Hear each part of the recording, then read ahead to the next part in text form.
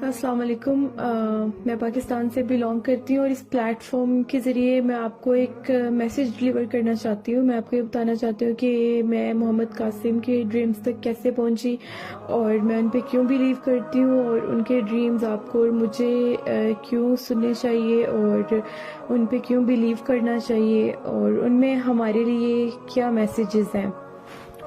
اصل میں مجھے اینڈ آف دا ٹائم کے بارے میں سرچ کرنا بہت پسند تھا. تو یہ 2021 کی بات ہے کہ میں اینڈ آف دا ٹائمز کو ہی سرچ کر رہی تھی یوٹیوب پہ. تو کہیں میں نے کمنٹ پڑھا کسی ویڈیو کے کمنٹس میں میں نے ایک ایسے شخص کے بارے میں پڑھا جس کو اللہ تعالیٰ کا نور اور آپ صلی اللہ علیہ وسلم کا دیدار ان کے خواب میں ہوتا ہے. تو جب میں نے یہ پڑھا تو میری جگہ کوئی بھی ہوتا تو ان سے رہا نہ جاتا. تو فوراً میں نے ان کو سرچ کیا، ان کی ویڈیوز دیکھنا شروع کی.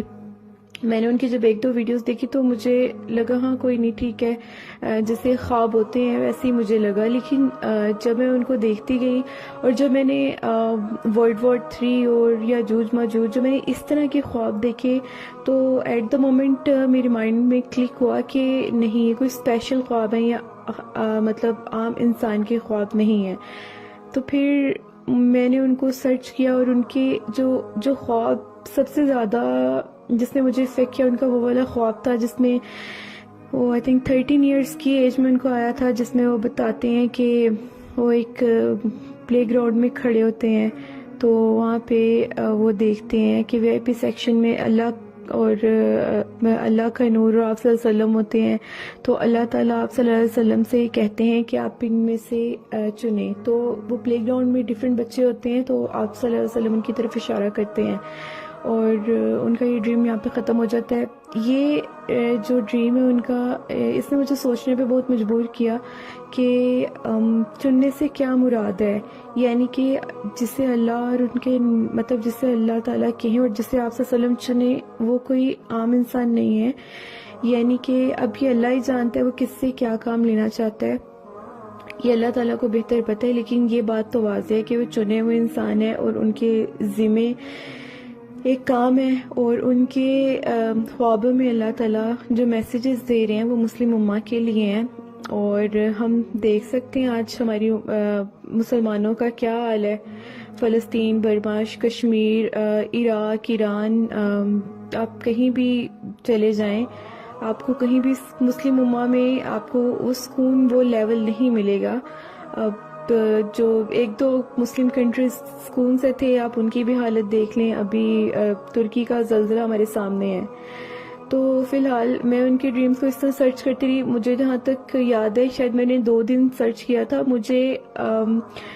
مجھے ایسا لگتا ہے شاید میں تھوڑا سا اپنے بارے میں تھوڑا سا کانفیڈنٹ ہوں کہ میں لوگوں کو ان کے بیہیویئر سے جج کر سکتی ہوں. شاید اللہ بہتر جانتا ہے.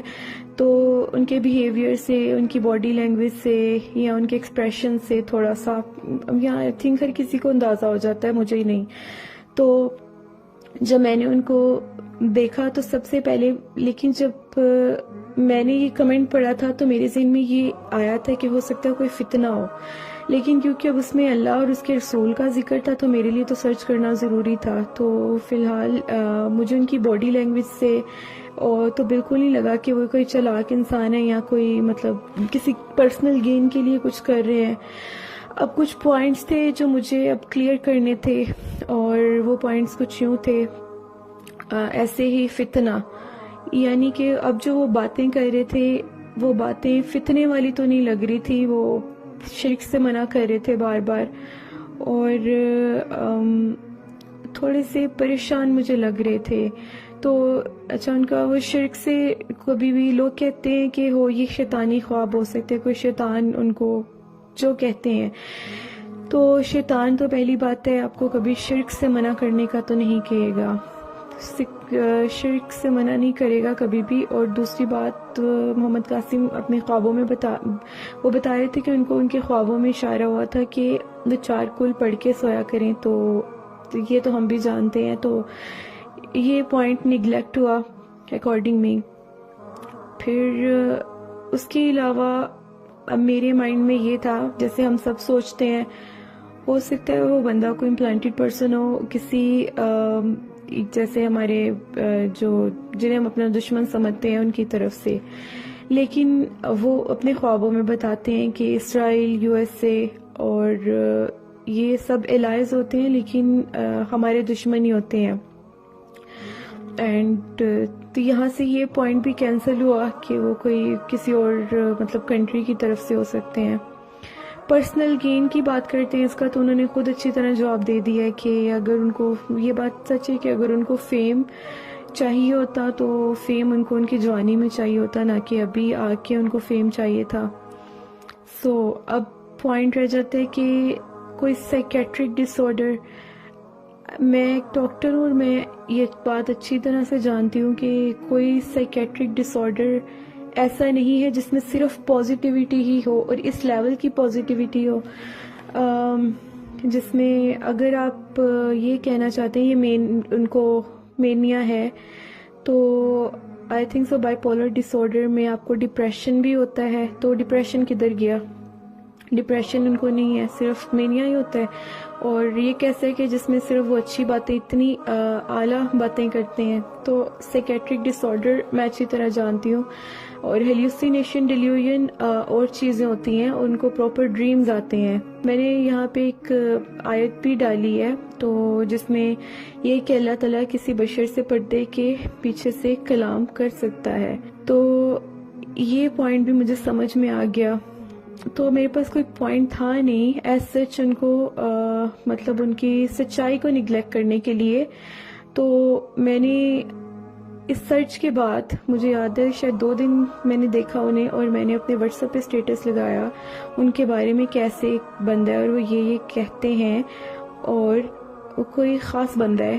ہاں لیکن کسی نے کوئی توجہ نہیں دی تھی، اور وہی فتنہ، اور کسی نے مجھے کہا فتنہ اور یہ وہ، ایسی فضول میں ان چکروں میں نہ پڑو.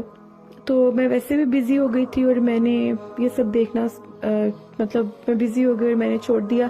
ہاں ایک بات میرے مائنڈ میں تھی اس وقت، ان کے فالوورز اتنے نہیں تھے، تو ان کا ڈریم ایک تھا وہ جس میں کہہ رہے تھے کہ یہ بھی کہ عمران خان نااہل ہو جائے گا، اور یہ کہ ان کے جو فالوورز ہیں وہ بڑھتے چلے جائیں گے.